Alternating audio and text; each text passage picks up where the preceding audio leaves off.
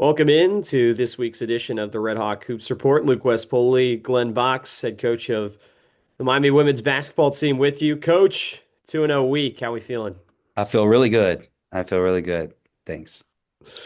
Overtime win for Miami down south in Lafayette, Louisiana, over the weekend on Saturday. Coach, that was a back and forth game. You guys had the lead. Shooting went a little bit cold in the third quarter. Ended up needing a clutch shot from Tamar Singer late. What were kind of your thoughts on the game? As I know, anytime you can get an overtime win like that on the road, I'm sure you're impressed.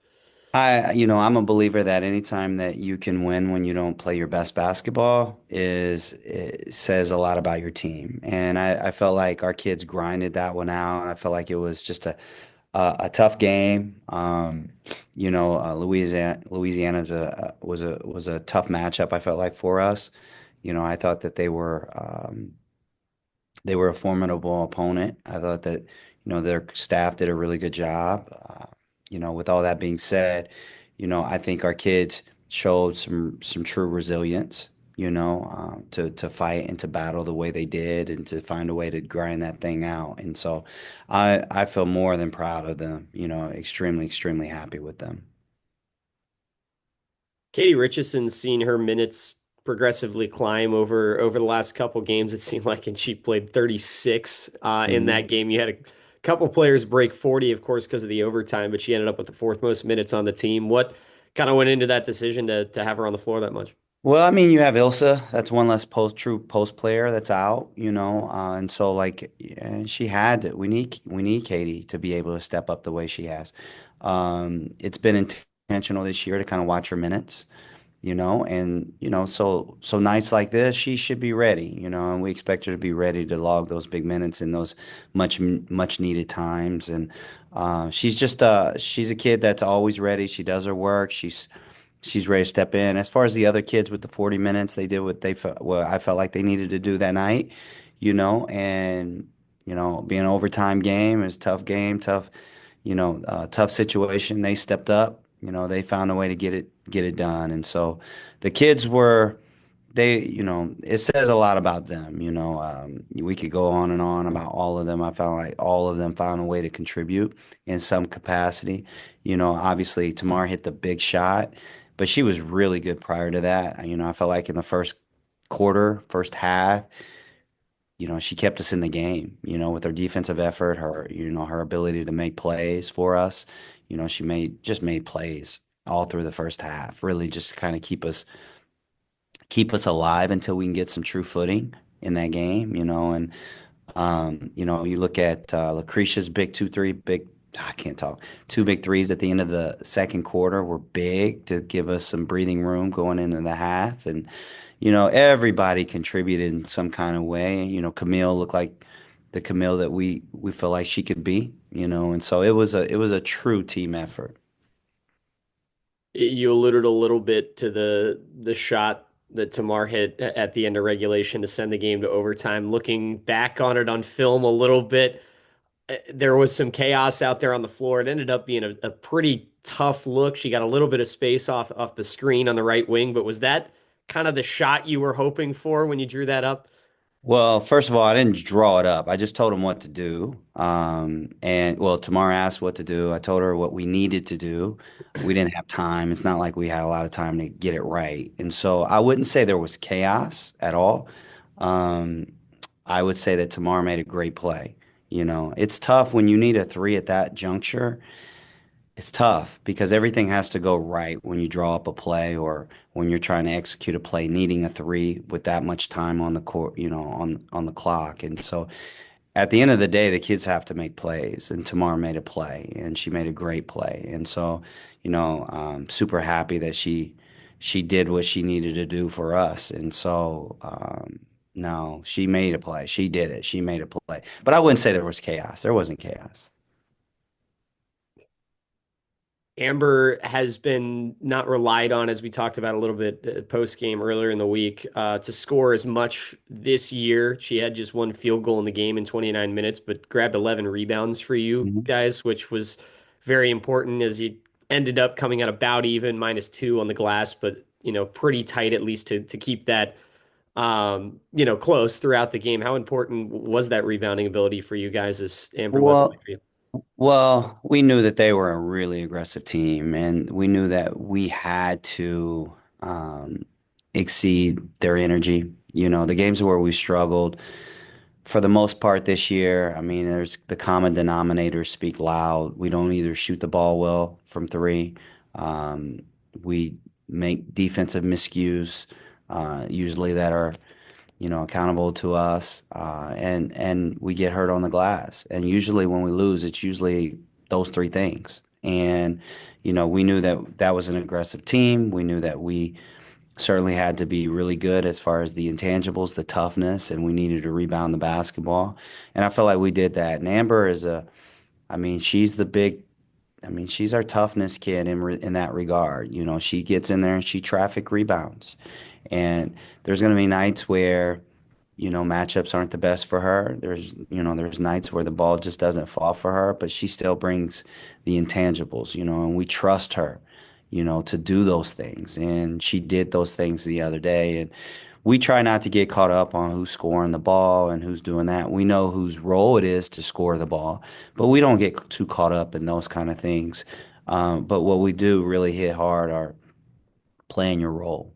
And she plays her role to a high level. And, she did it really well. She didn't score so much, but she did so many other things well defensively, like the stop to win the game.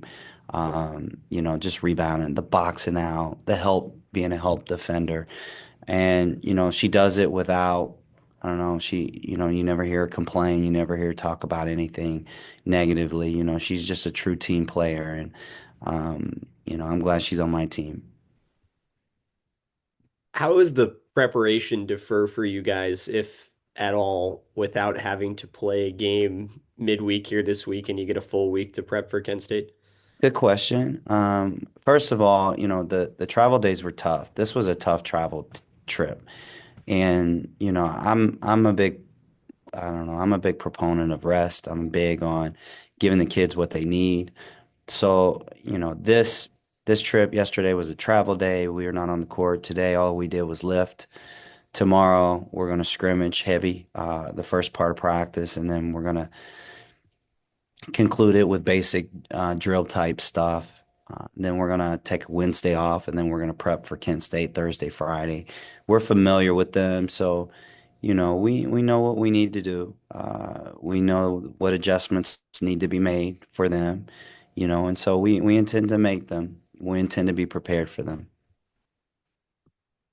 Yeah, just talking about that Kent State team a little bit, obviously having a really good year. They're one of the more talented teams in this league. Statistically, in your guys' first matchup, you came out pretty even in a lot of aspects, took care of the basketball in that game with 14 turnovers, ended up -2 on the glass. But again, that's, an area that was relatively even. Missed some threes, I know, in that game. It was a 77-63 loss at home and gave up kind of a lot of points in the fourth quarter. But what do you think it just needs to be different this time around for you guys? Defensively, we will be better. I felt like, the couple games where I felt like the Toledo game, I felt like the Kent State game, you have to give those teams credit. They have good players, they have good coaching staffs, but we made a lot of uncharacteristic mistakes that were very confusing to me, mind-boggling at times, and they were things that we could clearly control. And I think we've kind of taken a step back as a whole program to rediscover who we are and what it is that we need to do to simply be better. And I expect us to be better at Kent State. I really do. And I know our kids are hungry for another opportunity to play them. Uh, we were very uncharacteristically undisciplined as a team, in both of those games. And, you know, part of it is because they make you be more uncharacteristic. But I do think that a lot of it was within our control, and I expect us to be better. I don't know if that answered your question truly, but I say more than anything, it's just where we were. defensively, Mhm. at that juncture. Sometimes you have to lose to figure some things out, and I think we did. When you get the chance to kind of circle back the second time around on these teams as you get later on in the max slate and play them a couple weeks after you've seen them for the first time, what do you think that does for you guys? I know from a scouting standpoint, I'm sure it probably helps, but just to have played a team and to kind of know, pretty firsthand what you need to do going into these games to win them. Well, I think for somebody like us, I think our mindset as a program is a slightly tad different than a Kent State, Ball State, Toledo, because we haven't done it yet, right? And so until, our mindset for the most part is we need to do it. And I think once you build that momentum, things become easier. It's just like I felt like it was paramount that we find a way to win that game again because we hadn't really outside of Austin P, we really hadn't beaten anybody in a close game. And even in that game, I felt like we were in control. This game, previous game was different. So it's like another box that you check. It's like another box that makes you a little more calloused. And as a program, we're chasing those programs. And I feel like until you've done it, you haven't done anything yet. And so for them, they look at us, I think, a little different. I don't think they see us as this formidable opponent yet. And us, it's more of it's like, I don't know, we're trying to still get that traction. And once we get it and once we clear that hurdle, I think things get easier as we move forward. We're still trying to learn as a program. We're still trying to learn individually. I'm still trying to learn as a head coach. And so this is all, in my opinion, it's all part of the process. It's all part of the next hurdle that we need to clear. And I think that we need to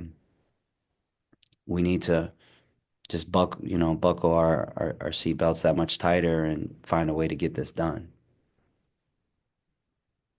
Team is an ice cream for road wins team. Yeah. Is Yeah. that was that your doing? I know when you came in, that was kind of when at least I saw that publicized, but Well, we definitely did that at my previous school. I don't even know how we even got started. I'm a big, I'm a big party guy when we win. Winning's hard. So when we win, it's celebration. We rock out in the locker room. We rock out on the bus, on road wins, we rock out, man, because winning's hard. And this program is growing, and I want to make this fun for everyone. This be a joyful, fun experience. And I want to have fun when we win. And so the ice cream piece, I mean, that's part of the fun. My daughter told me when she rolled over, because we FaceTime, she's 3, and she literally the first thing that came out of her mouth on game day was, "Daddy, we need to win so we can go get ice cream."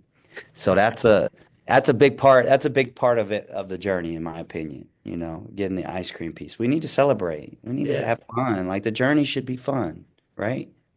So we What's the can flavor of choice for you? whatever's. It depends on the day. Okay. I never tasted bad ice cream. That's fair. Yeah, yeah, yeah. Never tasted bad ice cream. So it depends on the day, right? That's honestly the first time I think I've ever heard that answer, but that's a There you go. that's a good one. True, true. Miami hits the road this weekend. They'll have the Wednesday game off. They'll be back on Saturday. That's February 15th. 1 o'clock start on the road at Kent State. That game will be on ESPN Plus, Miami Radio Network as well. Till next Monday, Coach. Thanks so much. I appreciate you, Luke. Thank you, man.